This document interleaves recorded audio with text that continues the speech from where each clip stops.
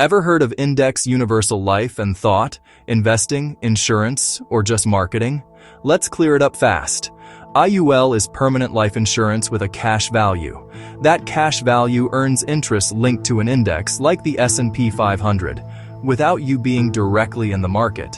How it works: your premium splits. Part covers insurance costs and fees, the rest goes into cash value. The crediting uses a cap and a floor. The cap is the max you can earn. The floor, often 0%, helps limit losses from market drops.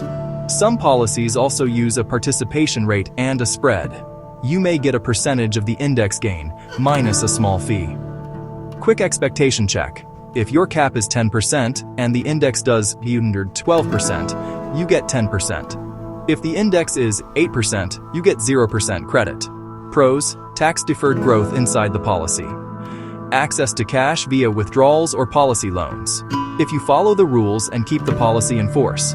Flexibility to adjust premiums within limits.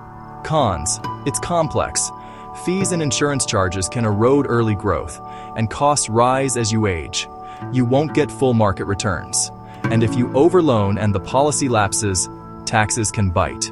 Who it's for: high earners who've maxed 401k, IRA, and want another tax-advantaged bucket with insurance. Who might skip: those wanting the cheapest coverage. Term plus low-cost index funds is simpler. Before you buy, ask: cap, floor, participation rate, fees, surrender period, and loan terms. Bottom line: an IUL is a tool, not a magic trick. Drop a question below, and I'll break down a sample illustration next.